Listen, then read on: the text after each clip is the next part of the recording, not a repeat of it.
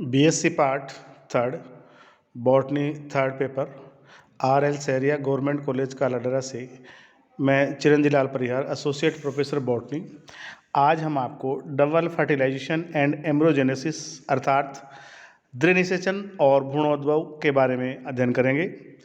जैसे कि हम पूर्व में अध्ययन कर चुके हैं, फर्टिलाइजेशन नर और मादा युग्मकों के संलयन की प्रक्रिया को निषेचन कहते हैं। आवर्तबीजी पादपों में निषेचन का अध्ययन सर्वप्रथम स्टारबर्गर 1884 ने लिलियम में किया था।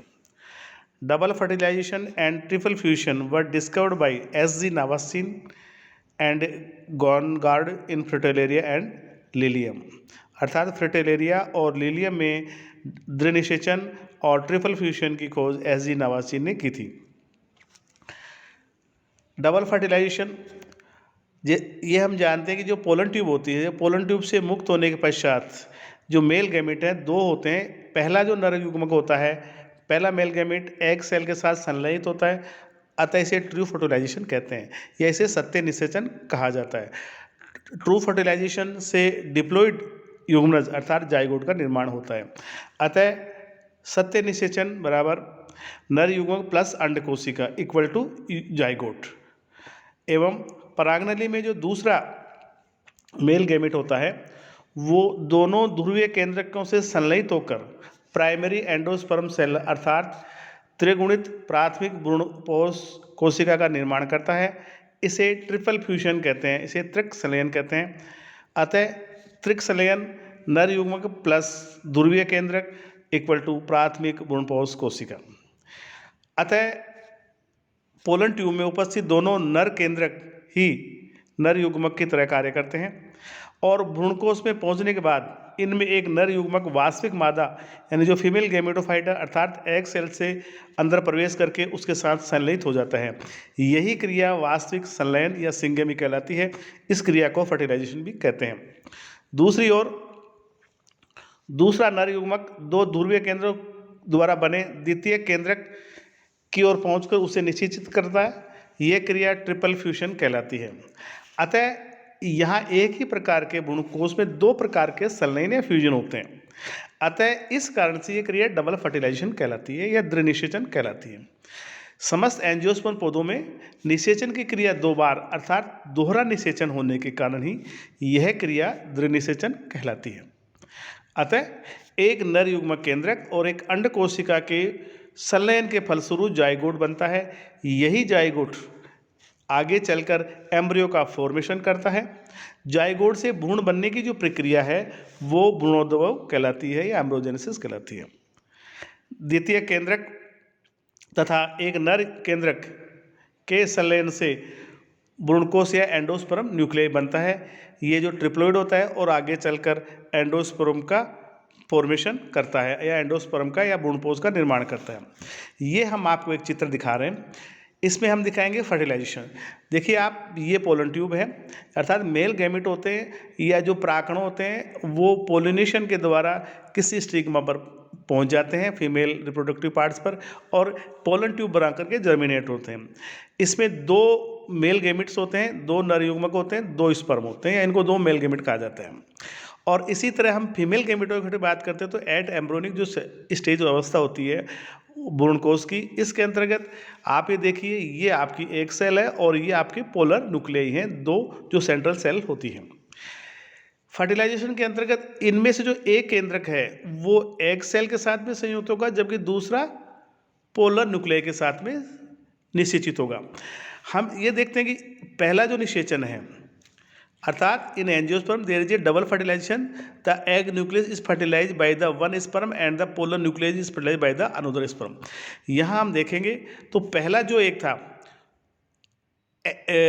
मेल गैमेट वो एग सेल के साथ में फर्टिलाइज होकर के फर्टिलाइज एग या न्यूक्लियस बनाता है, जबकि दूसरा मेल गैमेट पोलर न्यूक्लियस से संयुक्त होकर के पोलर न्यूक्लियस बनाता है। इस प्रकार से इसमें देखेंगे कि दो बार दोहरा निषेचन होता है और दोहरा निषेचन होने के कारण इसमें डबल फर्टिलाइजेशन होता है। जो फर्टिलाइज जो एग है वो एक प्रकार से स्पोरोफिटिक जनरेशन की मदर सेल कहलाती है, अर्थात embryogenesis in higher plants embryogenesis in higher plants describe the development period in which the zygote undergoes a series of different events leading to the formation of a mature embryo. अर्थात embryogenesis is the formation of a multicellular embryo from a single cell called zygote is one of the most dramatic and best characteristic aspect of the plant development. Embryogenesis occur naturally as a result of a single or double fertilization of the ovule, giving rise to two basic structure, the plant embryo and the endosperm, which go on the development into a seed. इस तरीके से सो हम कह सकते हैं the fertilize eggs और zygote is the mother cell और पे sporophytic generation. It gives right to an embryo by a number of predominant divisions. The process of development of embryo from zygote is called embryogenesis. तो इस प्रकार से उच्च वर्ग के जो पादपों में या प्लांट्स में या एंजियोस्पर्म पौधों में नर युग्मक अंड युग्मक से संलयन के पश्चात युग्मनज बनाते हैं, जाइगोट बनाते हैं, जो कुछ समय तक विराम काल में रहते हैं. उपयुक्त समय आने पर प्रत्येक पादप जाति के लिए पूर्व निर्धारित विभाजनों के फलस्वरूप जाइगोट भ्रूण में परिवर्तित हो जाता है. द्विबीजपत्री भ्रूण में अनेक विभाजनों के फलस्वरूप दो बीजपत्र निर्मित होते हैं जो भ्रूणीय अक्ष से युक्त होते हैं, जबकि भ्रूणीय अक्ष पर बीजपत्रों के ऊपरी भाग एपिकोटाइल कहलाता है, वह प्रांकुर बनाता है. भ्रूण अक्ष पर बीजपत्रों के नीचे का जो भाग स्थित होता है वह हाइपोकोटिल कहलाता है, वह मूलांकर का निर्माण करता है. तो इस प्रकार से पादपों में नर व मादा युग्मों के संलयन अर्थात निषेचन के पश्चात युग्मनज बनता है. युग्मनज से भ्रूण बनने की संपूर्ण प्रक्रिया को भ्रूणोद्भव कहते हैं या कहलाती है. यह नवीन निर्मित जाइगोट स्पोरोफिटिक पीढ़ी की प्रथम कोशिका होती है तथा पादप के जीन्स द्वारा निर्धारित समय व उचित तथा सुनिश्चित विभाजनों के द्वारा जिस बहुकोशिकीय संरचना को निर्मित करती है वह भ्रूण कहलाती है. भ्रूण का वैज्ञानिक दृष्टि से अवलोकन किया जाए तो यह पादप का सुषुप्त व सूक्ष्म रूप होता है जिसमें उचित समय व वातावरण मिलने पर पूर्ण पादप को बनाने की अभूतपूर्व क्षमता होती है. निषेचन उपरांत युग्मनज कुछ काल हेतु प्रसूता अवस्था में भी रहता है अर्थात डोरमेंसी में रहता है. हर एक पादप जाति के लिए अलग अलग होता है डोरमेंसी काल.